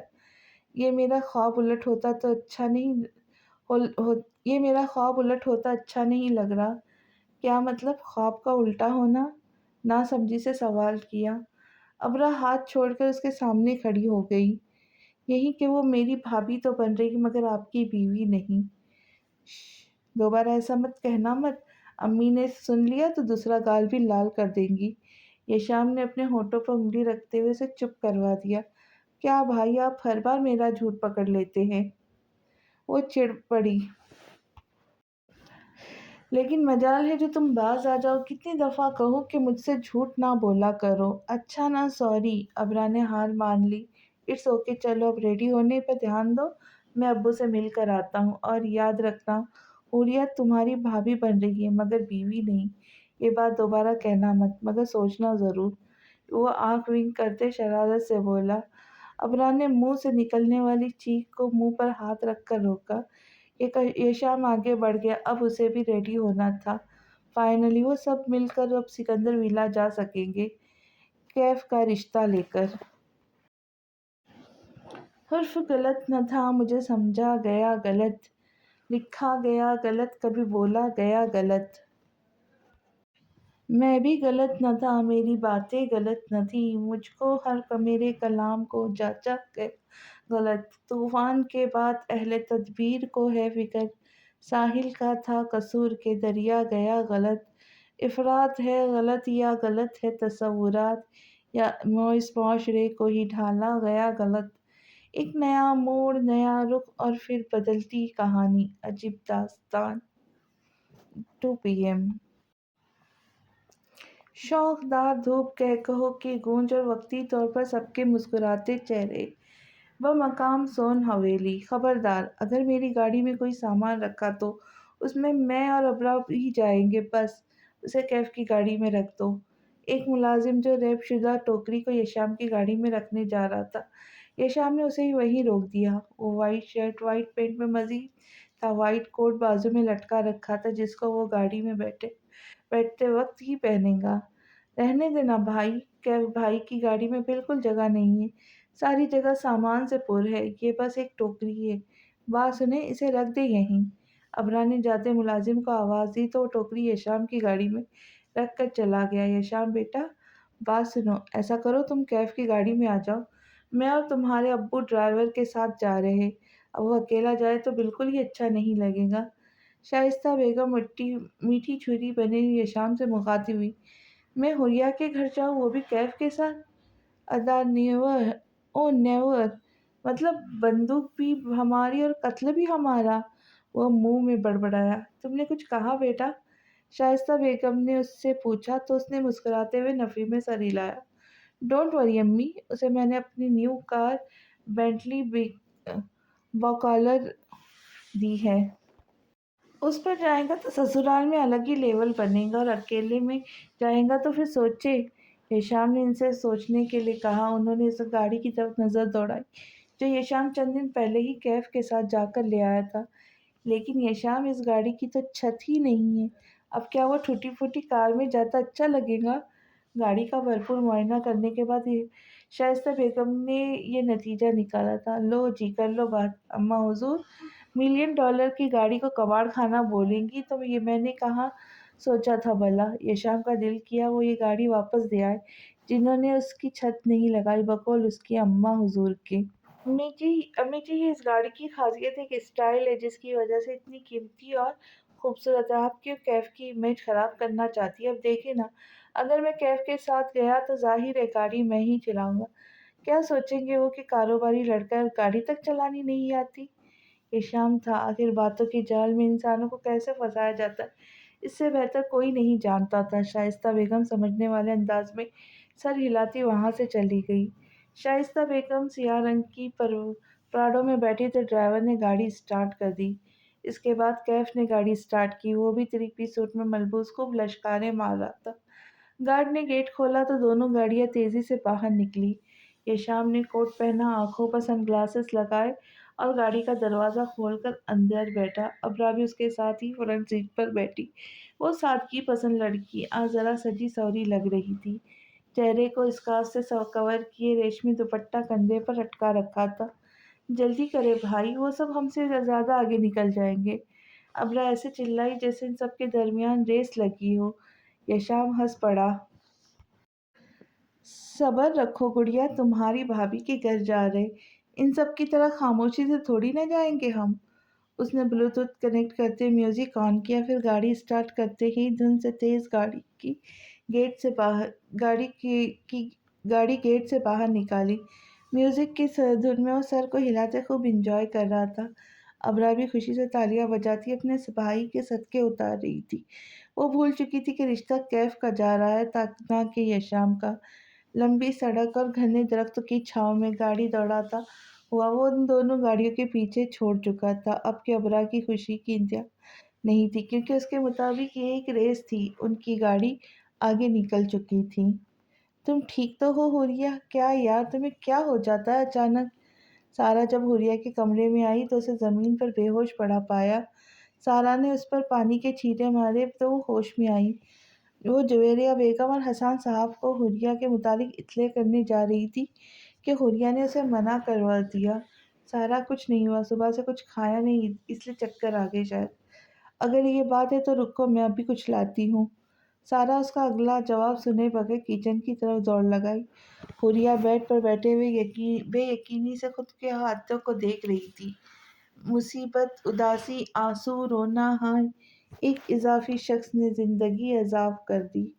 اس نے خالی ہاتھوں کو دیکھ کر سوچا، پھر نظریں ہاتھوں سے ہٹا کر رخ پھیر لیا۔ بس حوریہ، بہت ہو گیا رونا دھونا، جب میری شادی کیف سے ہی ہو رہی ہے تو کیسی اداسی ہو، بس آنے والے ہوں گے، مجھے ریڈی ہو لینا چاہیے۔ وہ خود کو خود ہی تسلیاں دے رہی تھی۔ وہ لاکھ ذہن کو دوسری طرف لے جائے، مگر نہ جانے کیا بات تھی جو یہ شام اس کے ذہن پر نقش ہو چکا تھا، جبکہ ایسا نہیں ہونا چاہیے تھا۔ وہ سب آدھے سفر طے کر چکے تھے۔ کیف شرماتے ہوئے شائستہ بیگم اور عثمان صاحب آگے کی پلاننگ کرتے ہوئے کہ منگنی کا فنکشن کہاں ہوگا، سکندر ولا میں یا سون حویلی میں، جبکہ ان دونوں بہن بھائیوں کا سفر موج مستی سے بھرپور گزر رہا تھا۔ ہنستے مسکراتے اور گیت گاتے، کی تار سروں کی دھار ہو اور ہیشام کی آواز گھلے تو گانا بھی اگلے لیول پہ پہنچ جاتا ہے۔ اب بھی یہی ہو رہا تھا۔ وہ جوشیلا ہو کر بلند آواز میں میوزک کے ساتھ ساتھ گا رہا تھا۔ منزل سکندر ولا، لمبا سفر اور یہ شام کی سہزدہ گنگناتی آواز۔ کیف اور شائستہ بیگم کی گاڑی ابھی بھی پیچھے ہی تھی، وہ تیز ہوا کے جھونکے کی طرح اڑتا پھر رہا تھا۔ پیچھے باراتی، آگے بینڈ باجا، آئے دولہے راجا، گوری کھول دروازہ۔ یہ شام گاتے گاتے کبھی اسٹیئرنگ سے دروازہ دونوں ہاتھ اٹھا لیتا، ادھر ہوریا اپنے کپڑے پریس کرنے کے لیے نکال رہی تھی، دل میں بس ایک ہی خیال تھا کہ وہ یہ شام سے مخاطب نہیں ہوگی، نہ ہی اس کی طرف دیکھیں گی۔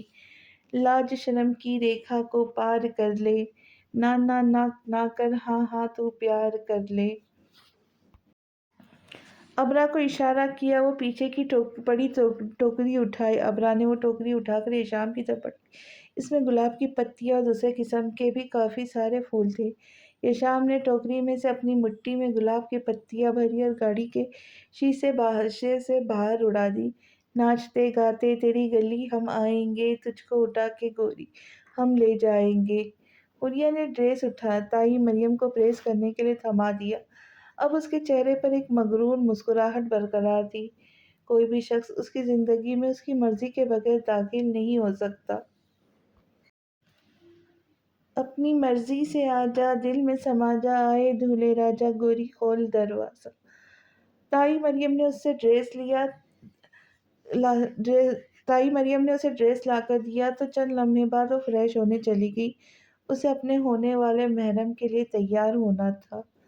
مہندی لگا لے، سولہ سنگار کر لے، دلہن بن جا، خود کو تیار کر لے۔ ایسے کرتے یہ شام نے سارے پھول اس کے گھر کی طرف جاتی سڑک پر پھیلا دیے۔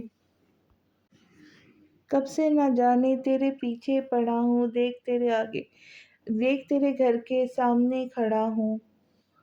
یشام نے بریک پہ پاؤں دبایا، سکندر ولا کے سامنے یشام کی گاڑی رک چکی تھی۔ میں اندر آؤں یا باہر تو آجا، آئے دولہے راجا، گوری کھول دروازہ۔ یشام نے ہارن بجایا۔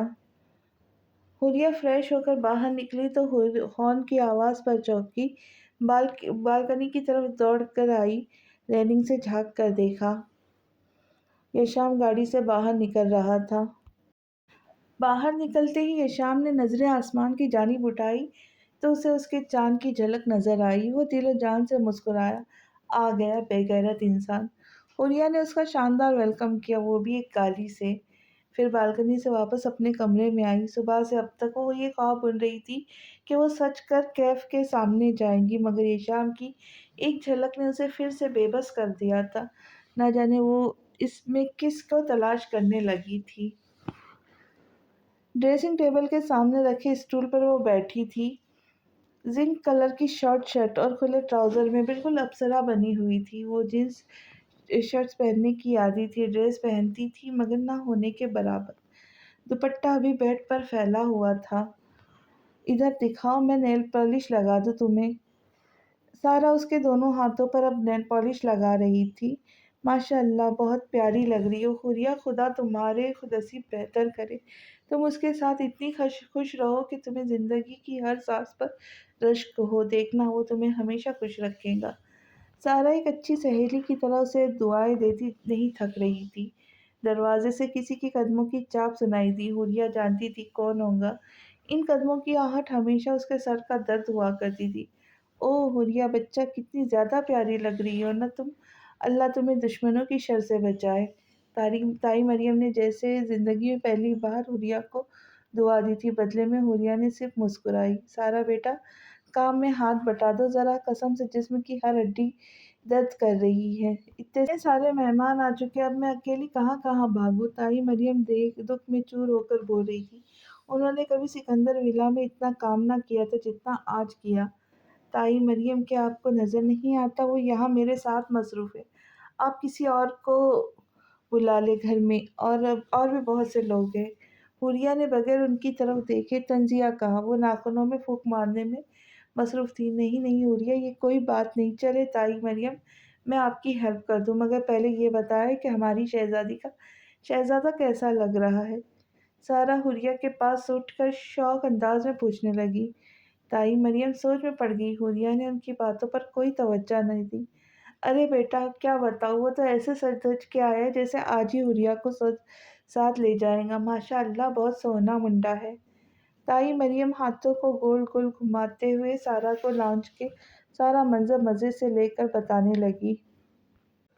हुरिया स्टूल से उठ खड़ी हुई, फिर उनकी जानिब मुड़ी। मेरे ख्याल में तुम दोनों को काम करना था।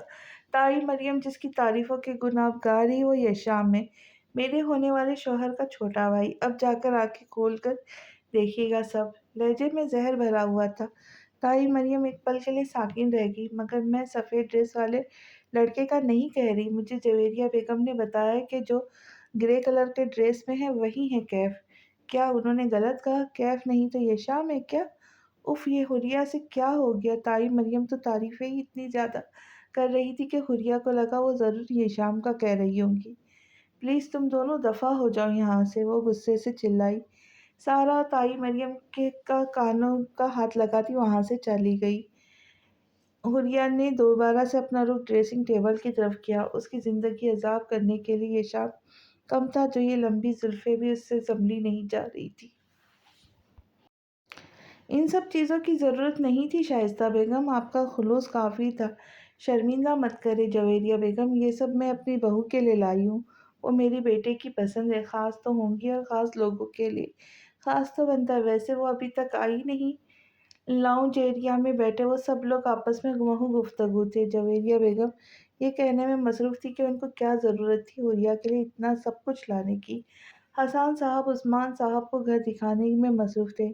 साथ के साथ माजी के कुछ यादगार दिन की कहानियां भी जारी थी। कैफ फर्माबरदार बेटी की तरह हम सबके दरमियान बैठा था। अबरा भी उसके बगल में खामोशी से सारे में नजर दौड़ाने में मसरूफ थी। एक ये शाम थी जिसकी सारी हड्डियों में बेचैनी दौड़ रही थी। हुरिया कब आएंगी आंटी? पहला आखिर वो बोल पड़ा। तैयार हो रही है उनके ऊपर, रुको मैं बुला कर लाती हूँ। जवेरिया बेगम ने सरसरी अंदाज में कहा और सोफे से उठने लगी। आप बैठिए ना यहीं, मैं खुद उसे बुला लाता हूँ। क्लास फेलो हूँ, उसका मुझे देखकर खुश हो जाएंगी। अगर झूठ बोलने पर बाल गिरते होते तो यशाम आज गंजा होता। जी जी आंटी यशाम, तुम तो हमारा बहुत अच्छा क्लास फेलो है, दोस्त भी। सारा ने भी अपने मुंह बोले भाई का पूरा साथ दिया। ओके बेटा जाओ, तुम अपनी भाभी को लेकर आओ। जवेरिया बेगम के अल्फाज सुनते ही यशाम के जिस्म में करंट दौड़ गया, जबकि कैफ शर्म आने के बाद नजरें जमीन में गाड़े जा रहा था। व्हाट भाभी? पूरा रास्ता गला फाड़ फाड़ कर गाता आया हूँ, गला तक दर्द करने लगा। मेरा और सासू माँ ने मुझे ही उसका देवर बना दिया। खैर है ये शाम, चलता है सब चलता है। ये शाम ने नागवारी से सोचा और सीढ़ियाँ फलांगते ऊपर चढ़ गया। गुलाबी होठों पर लाइट लिपस्टिक लगाए, गले में व्हाइट कलर की चैन डाली, कानों में डायमंड टॉप्स डाले और वो हाथों में व्हाइट चूड़ियां पहन रही थी। जिन कलर के जोड़े पर सफेद नगीनों की चढ़ाई थी और मैचिंग ज्वेलरी के पास अब वो कयामत ढा रही थी। दराज से व्हाइट हील निकाल कर पहनी, झुककर उसके स्ट्रेप बंद किए, बालों को रोल करके आधे आगे की जानिब बाकी कमर पर खुले रख छोड़े थे। अब वो ड्रेसिंग टेबल के सामने खड़ी होकर अपनी भूरी आंखों में साया काजल लगा रही थी। माशाल्लाह ज़हे नसीब, काश तुम बिरयानी होती, मैं रायता बनकर तुमसे निकाह कर लेता। एक सहजदा मर्दाना आवाज उसके कानों में गूंजी। हुरिया ने झट से आंखें खोली। वो उसके पुश्त पर खड़ा था, अपना चेहरा बिल्कुल आगे को झुकाया। उसने हुरिया के कान में सरगोशी की। हुरिया का सांस उसके गले में अटक कर रह गया। वो मुड़ी, हील उस स्टूल से उड़ी उड़ी हुई वो अड़ी तो वो लड़खड़ाई। है शाम ने उसे थामा।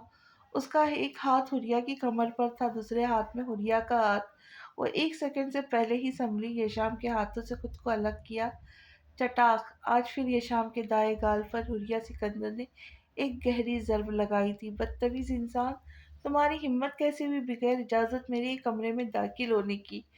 वो तेज तेज सांस लेती उस पर चिल्ला रही थी। ये शाम को कुछ समझ नहीं आया उसने उसे थप्पड़ क्यों मारा। मैं आखिरी बार कह रही हूँ, अपनी हद में रहो ये शाम काजमी।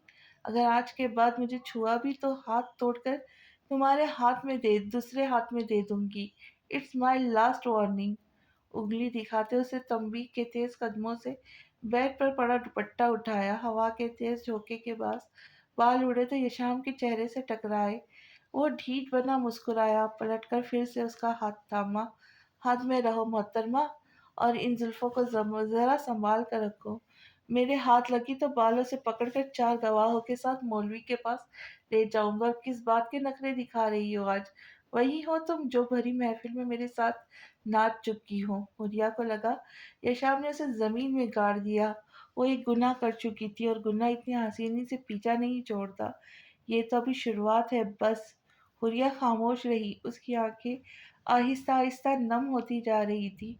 यशाम ने अपने लफ्ज़ों को मन ही मन दोहराया तो उसे अपनी गलती का एहसास हुआ। आई एम सॉरी बट मेरा वो मतलब नहीं था। वो जिंदगी में पहली बार किसी से माफी मांग रहा था। नहीं सॉरी किस लिए? ठीक ही तो कहा तुमने। तुम्हारे मुताबिक मैं महफिलों में हर किसी के साथ नाचती फिरती हूँ। क्या तुम्हें मैं तवाइफ लग? यशाम ने अपना सीधा हाथ उसके मुंह पे रखा।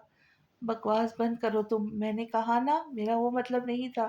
खबरदार जो तुमने खुद को ऐसी गाली दोबारा दी तो जान ले लूंगा तुम्हारी। उसने अभी तक हुरिया के चेहरे से हाथ नहीं हटाया था। वो सख्त लहजे में भी बहुत मीठा बोल रहा था। हुरिया की आंख से आंसू निकले, गाल पर लुढ़का। उसने एक हाथ पीछे हटा लिया। जानता हूँ उसने अपना हाथ पीछे हटा लिया। जानता हूँ मुझे हक नहीं है तुम्हें छूने का। मैं वैसा नहीं हूँ जैसा तुम समझ रही हो। मैं तुम्हें यहाँ ताने नहीं देने आया था। मैं तो तुम्हें ये बताने आया था कि तुम वो सूरत हो जिसे परखने के बाद मुझ जैसा काफी मोहब्बत पे ईमान ले आया है। हुरिया ने हैरानी से नजर उठाकर यशाम के चेहरे को देखा। इस पल यशाम उसे दुनिया का आखिरी मासूम इंसान लग रहा था। मैं सच कह रहा हूँ हुरिया, तुम्हें देखने के बाद मैं मोहब्बत पे ईमान ले आया। उसने दोबारा से अपना जुमला दोहराया। मैं इतनी भी बेवकूफ़ नहीं हूँ जितना तुम मुझे समझ चुके हो। और रास्ता छोड़ो मेरा, मुझे जाना है। मेरा महरम मेरा इंतज़ार कर रहा होगा। और हाँ, जो तुम मेरे लिए महसूस कर रहे हो वो मैं कैफ के लिए कर चुकी हूँ। लेकिन वो जानती थी कि कैफ के लिए कुछ भी महसूस नहीं करती। वो ये एहसास बहुत पहले महसूस कर चुकी थी। हाँ, बहुत पहले। उसने लफ्ज़ों को बड़े सुकून से अदा किया। ये शाम तड़प उठा। वो जिंदगी में पहली बार किसी के आगे झुकने के लिए तैयार था और वो उसे ठुकरा रही थी। प्लीज हुरिया ऐसा मत करो। अगर तुम मुझे मिल जाओगी तो अपने जिंदगी के हर खसारे भूल जाऊंगा। आय है उफ, इतनी तड़प। हुरिया ने दिल जलाने वाली मुस्कुराहट के साथ कहा, तू कर मुझसे मोहब्बत मैं फिर तुझे बताऊं आखिर शिर्क किस बला का नाम है। ना तो मुझसे ना तो मुझे तुमसे मोहब्बत करनी है ना ही इश्क। शुक्र करो कि मैं तुमसे नफरत करती हूँ, वरना तुम इसके भी लायक नहीं। और ये नाकाम आशिकों वाली शायरी कहीं और जाकर सुनाओ। मेरे कान पकते हैं गले सड़े शेर सुनकर। चलो हटो अब मेरे रास्ते से। इशाम खड़ा रहा और वो पास से गुजर कर चली गई। इस कोने में चंद साल पहले घोड़े मौजूद होते थे। मैं बचपन से ही घोड़ों का शौकीन रहा हूँ। आज भी हूँ, लेकिन अब मुझे घोड़ों से नफरत है। उस्मान साहब और सिकंदर हसन हसन सिकंदर की गुफ्तगू जारी थी। हसन सिकंदर उन्हें वो जगह दिखा रहे थे जहाँ किसी दौर में वो घोड़े बांधा करते थे। शौक तो कभी ख़त्म नहीं होते मियाँ। फिर घोड़ों से नफरत की कोई ख़ास वजह? उस्मान साहब ने ना चाहते हुए भी पूछ लिया। आपसे तो दिली रिश्ते जुड़ने वाले उस्मान साहब, आपसे क्या छुपाना। वो उदासी से मुस्कुराए तो उस्मान साहब ने भी उनके कंधे पे हाथ रख के अपनी मौजूदगी का एहसास दिलाया। जवेरिया मेरी कज़न है, मेरी पहली और आखिरी मोहब्बत। मुझे खुशी है कि मैंने जिसे चाहा उसे पा लिया। हसन सिकंदर ब्लश करते हुए कह रहे थे। उधर उस्मान साहब के दिल में हजार करचियाँ चुभी। मोहब्बत का ना मिलना भी सारी उम्र का अजाब होता है। अब तो खैर इर्द गिर्द भी काफ़ी तब्दीलियाँ हो गई और सिकंदर विला में भी। वरना घोड़ों के दौर में मैंने एक अलग मैदान बना रखा था। वो अपने सियाह घोड़े और जवेरिया अपने सफ़ेद घोड़े पर बैठकर हर रोज़ दिल की हजारों बातें किया करते थे। उस्मान साहब की आंखें उन्हें माजी के मंजर दिखाने लगी। हसन सिकंदर अपनी धुन में बोलते जा रहे थे। एक दिन शुगलिया तौर पर जवेरिया ने सियाह घोड़े पर मुझसे मुरेस लगाने की ख्वाहिश की। सिया घोड़ा गुस्से का तेज था, लेकिन मैंने जवेरिया को मना नहीं किया था, क्योंकि मैं जानता था कि मैं जवेरिया के पास हूँ और जवेरिया को भी मुझ पर यकीन था कि मैं उसकी हिफाजत के लिए वहाँ मौजूद हूँ। लेकिन वो लम्हा भर के लिए उदास हो गए। उस्मान साहब ने गर्दन का रुख मोड़ कर देखा तो वो चलते चलते रुक चुके थे। वो दो कदम पीछे होकर उनके साथ खड़े हुए, लेकिन मैं उस पर उसकी हिफाजत ना कर सका। میں نے جویریہ کا یقین توڑ دیا اور میں نے بھی۔ عثمان صاحب بے دہانی میں بول گئی، کیا کیا کہا آپ نے؟ حسان سکندر نے حیرانی سے پوچھا۔ اب وہ انہیں کیا بتائے، وہ تو خود کے معذور میں کھو گئے تھے۔ حسان سکندر کی باتوں کو تو سنا ہی نہیں۔ کچھ نہیں، تم اداس کیوں ہوتے ہو حسان؟ جویریہ تو آج بھی تمہارے ساتھ ہے نا، پھر کس بات کا غم؟ وہ بات پلٹ چکے تھے۔ وہ گھوڑے سے گری تھی، وہ بھی ایک حادثہ سہی، مگر میرے لیے چند لمحوں کی قیامت تھی۔ جویریہ کا بچنا مشکل تھا، اس کے سر سے بہتا خون میری جان نکالنے کے لیے کافی تھا، اوپر سے خاندان والوں کی باتیں۔ مجھے لگا تھا جویریہ سے پہلے میرا ہی جنازہ اٹھے گا۔ عثمان نے ان کے آخری الفاظوں پر استغفار کہا۔ خدا کا کرم ہے کہ جویریہ آج بھی میرے ساتھ ہے، ہمارے دو سہی مگر بچے تو ہے، ہمیں والدین کہلانے کے لائق تو ہے نا۔ اس حادثے کے بعد جویریہ کبھی ماں نہیں بن سکی، ورنہ آج سکندر ولا میں کرکٹ ٹیم ہوتی۔ عثمان صاحب ہنس پڑے۔ مائنڈ نہ کرنا، لیکن میں دوستوں سے گفتگو کرتے ذرا بے شرم ہو جاتا ہوں۔ حسان سکندر نے بھی مسکراتے ہوئے معذرت کر لی۔ عثمان صاحب نے انہیں گلے لگاتے کمر پہ تھپکی دی تو ان کو بھی اتنے سالوں بعد گہرے دوست جیسی راحت محسوس ہوئی۔ تم ٹھیک کہتے ہو حسان، حال لا خوشحال رہی مگر ماضی آج بھی جان لیتا ہے۔ تمہارا بھی کوئی دردناک ماضی ہے عثمان؟ ہاں، نہیں شاید۔ وہ کنفیوز ہو گئے کیونکہ ان کا ماضی ایک راز تھا۔ راز صرف تب تک راز رہتا ہے جب تک خود تک محدود رہے۔ رہنے دو یار، جب یقین آئے تب شیئر کر لینا، میں تمہارے ساتھ ہوں، دعاؤں میں ہر پل یاد رکھوں گا تمہیں۔ عثمان صاحب کو تھوڑی سی شرمندگی محسوس ہوئی مگر وہ مجبور تھے۔ چلو یار، بہت ہو گئی باتیں، اندر چلتے ہیں، بچوں کے ملن کی تاریخ طے کر لیے تھے۔ عثمان صاحب نے انہیں اندر چلنے کو کہا تو انہوں نے بھی اسبات میں سر ہلایا۔ تمہارا بیٹا یشام بہت اچھا ہے عثمان، کاش میری دوسری بیٹی ہوتی تو میں یشام کا رشتہ اس کے ساتھ آج ہی طے کر دیتا۔ ماشاء اللہ سے کیا حسرت تھی حسان سکندر کی۔ فکر نہ کرو یار، یشام کی بیوی تمہاری ہی بیٹی ہوں گی۔ حسان سکندر دنگ رہ گئے۔ میں سمجھا نہیں۔ وہ واقعی نہیں سمجھے تھے۔ مطلب ہمارے گھر کی بہو، اس گھر کی بھی بیٹی، اب یاروں میں کیا فرق رکھنا۔ صحیح کہا عثمان میاں۔ حسان سکندر بھی ان کی باتوں سے اتفاق رکھ گئے۔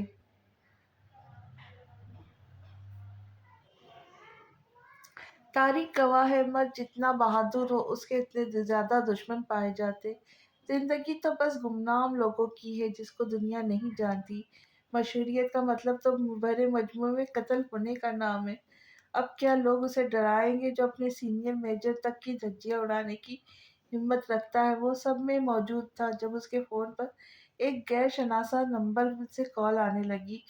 وہ کال پک نہیں کر سکتا تھا۔ اس نے کال کاٹ دی۔ 10 سیکنڈ گزرے تھے، اس کا فون دوبارہ سے وائبریٹ کرنے لگا۔ وہ ان سب کے درمیان سے ہٹایا، غصے سے کال پک کی۔ بولو کیا مسئلہ ہے، کیوں کر رہے ہو کالز؟ وہ بھرپور غصے سے دہاڑا۔ ریلیکس ڈارک ایگل، اتنا غصہ صحت کے لیے اچھا نہیں۔ فون کے اسپیکر سے غیر شناسا شخص کی آواز گونجی تو حیران ہوا۔ وہ جو بھی تھا اسے جانتا تھا، ورنہ ڈارک ایگل کوئی مشہور شخصیت نہیں ہے جسے ہر کوئی جان سکے۔ ڈارک ایگل خود سے خود تک محدود رہنے والے شخص ہے۔ تم جو بھی ہو، اوقات میں رہو، میرا نام جانتے ہو تو مجھے بھی اچھی طرح جانتے ہوں گے۔ ڈارک ایگل نے اسے وارننگ دیتے کہا تو وہ زور زور سے ہنسنے لگا۔ یہی تو مسئلہ ہے ایگل کہ میں تو تمہیں جانتا ہوں مگر تم مجھے نہیں جانتے، اور میں چاہتا ہوں کہ تم مجھے اچھی طرح جان لو۔ وہ کمینگی سے ہنستے ہوئے کہہ رہا تھا۔ ایگل کا دل کیا وہ فون کے اندر سے ہاتھ ڈال کر اس کا منہ نوچ لے۔ تم سے بات کرنے کے بعد میں تمہیں جاننے کی نہیں بلکہ جان لینے کی خواہش رکھتا ہوں، یو لٹل بچ۔ غصے سے دانت پیستے کہا مگر دوسرے ہی طرف خالی ہستی یہ ڈھیٹ انسان تھا جسے اپنی عزت کی پرواہ نہیں تھی۔ میں نے اس لیے کال نہیں کی کہ تم مجھے گالیوں سے نوازو۔ میں تمہیں لاسٹ ٹائم وارن کر رہا ہوں ڈارک ایگل، میرے راستے میں مت آؤ، میری ایجنسی سے دور رہو۔ میری لائف میں انٹرفیئر کیا تو دنیا دیکھنے کے لائق نہیں بچوں گے۔ پہلے والے معاملات میں کب کا ختم کر چکا ہوں، اب تمہارا مجھ سے کوئی لینا دینا نہیں ہے۔ غیر شناسا شخص اب سیریس ہو کر کہہ رہا تھا۔